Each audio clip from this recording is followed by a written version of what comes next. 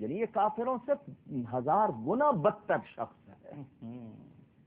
لوگ کہتے ہیں لعنت کرو، میں نے کہا لعنت کرنے سے ہماری تسلی نہیں ہوتی کہ وہ اتنا بڑا مجرم ہے، تو جتنا ٹائم ہم نے اس پہ لعنت کرنے کے لیے لگانا ہے اتنا ٹائم امام پر درود دیتے ہیں. اللہ اکبر، اللہ اکبر، اللہ اکبر، کیا بات ہے، کیا بات.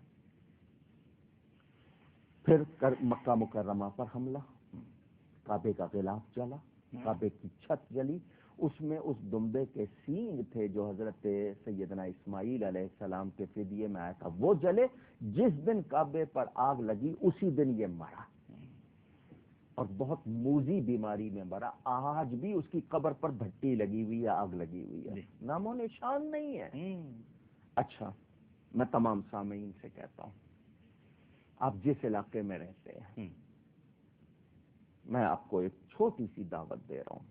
آپ کے علاقے کی 10,000 آبادی ہے، 20,000 آبادی ہے، 50,000 آبادی ہے، زحمت کیجئے ایک ایک گھر جائیے. میں پوری دنیا کے لیے نہیں کہہ رہا، صرف اپنے علاقے میں جائیے. ٹھیک ہے، مجھے کسی ایک گھر میں غلام یزید دکھا دیں. ہائے ہائے ہائے، غلام یزید، فدائے یزید، عاشق یزید، خادم یزید، ایک دکھا دیں، صرف ایک. میں 1% نہیں کہہ رہا، لیکن جس گھر میں جائیں گے غلام حسین ملے گا، عاشق حسین ملے گا، خادم حسین. کیا کہنے، کیا کہنے، کیا بات، کیا بات. یہ تو سب سے خوبصورت دلیل ہے. کیا بات، واہ. ایک دکھا دیں. واہ واہ. جو رہا تو نام حسین کا، جسے زندہ رکھتی ہے کربلا. واہ واہ واہ. ناظرین کرام، اتنی خوبصورت گفتگو کے بعد اب کوئی اضافے اور کسی لاحقے کی ضرورت نہیں ہے. علامہ ڈاکٹر کوکب درانی اکاڑوی صاحب نے اس ذکر کا حق ادا کر دیا. ماشاءاللہ، اپنے والد کی روح کو آج مسرور کر دیا. ان کے والد، ایک سوال کا جواب اور دے دیں. جی جی جی جی جی جی. کچھ لوگوں کے ذہن میں یہ ہے کہ کچھ صحابہ نے بیعت کر لی تھی یزید کی، ان کے لیے کیا حکم ہوگا؟ امام بھی صحابی، وہ بھی صحابی، انہوں نے بیعت کر لی تھی، امام نے کیوں نہیں کی جب صحابہ نے کر لی تھی؟ کچھ لوگ یہ اعتراض بھی کرتے ہیں، میں اس کا بھی جواب دے دوں. جی. کیوں؟ میں چاہتا ہوں کہ امام سے محبت رکھنے والا کسی شک میں نہ رہے. ہاں، یہ کیا بات کی آپ نے، واہ. کیونکہ شک آ جائے تو عقیدت میں پھر فرق آ جاتا ہے. امام کی محبت اور جہنم میں سڑے، یہ تو ہو نہیں سکتا. تو کچھ شک نہ آنے پائے جو درار ڈالے.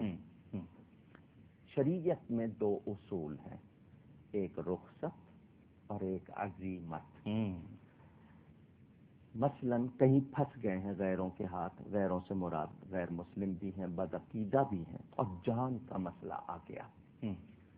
صرف زبان سے وقتی طور پر ایسا کلمہ کہنا ہے جو اسلام کے خلاف ہے، یا ایسا کرنا ہے جو خلاف ہے، لیکن دل ایمان پر مطمئن ہے. وقتی طور پر صرف جان بچانے کا، اس کو رخصت کہتے ہیں. ٹھیک ہے. عزیمت عزم سے ہے، پختہ ارادے سے ڈٹ گئے، جان لے لو مگر نہیں کہیں گے، یہ عزیمت ہے.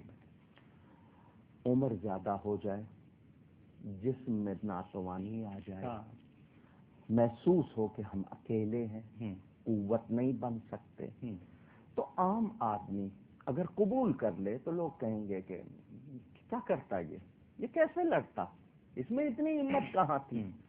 لیکن جو نمایاں شخصیت ہو وہ اگر دب جائے اور ڈر جائے تو لوگ کہیں گے کیا کیا اس نے، یہ بھی مرد نہیں بنا، بہادر نہیں بنا. تو جو جتنا اہم ہوگا اس کا کردار بھی اتنا ہی ہونا چاہیے.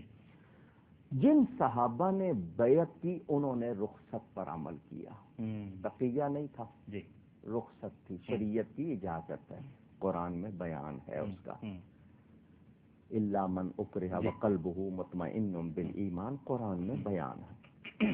امام علی مقام جیسا شخص رخصت پر عمل کرتا. ابھی جو آپ نے اس سے پہلے بیان کیا، واہ واہ، وہ تو عظیمت کی منزل پہ تھے. ان کا تو درجہ بہت بڑا تھا.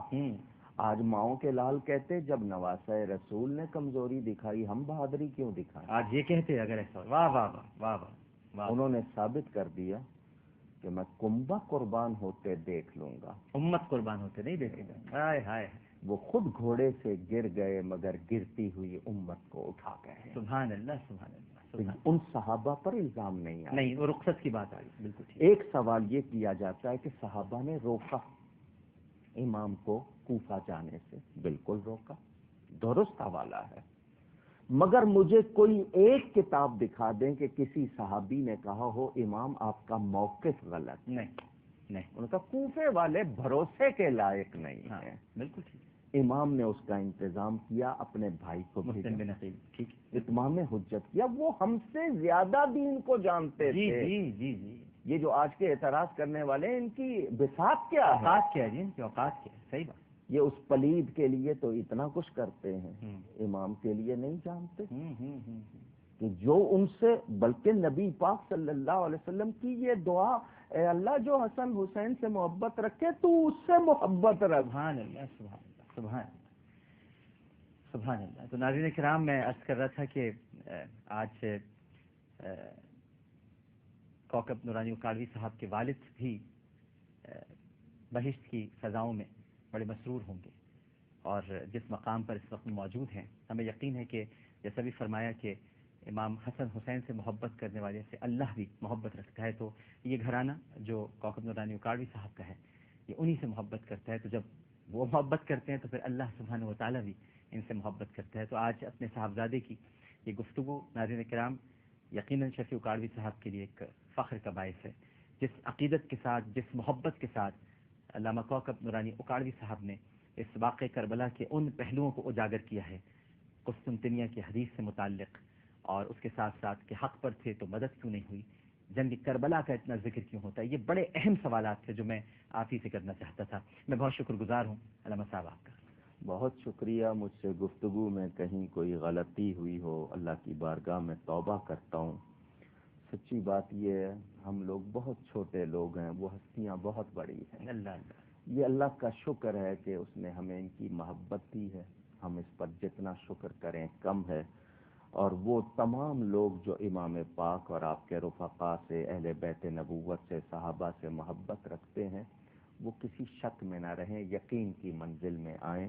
اور میں پھر کہوں گا اللہ تعالیٰ آپ کو جزا دے کہ آپ نے اس پر اتنا اہتمام کیا. اللہ تعالیٰ قبول فرمائے. آمین ثم آمین. ایک چھوٹا سا وقفہ لیتے ہیں ناظرین کرام. وقفے کے بعد انشاءاللہ دوبارہ حاضر ہوں گے. ہمیں یقین ہے کہ آپ سب لوگ ہمارے ساتھ ہی رہیں گے. السلام علیکم ورحمۃ اللہ.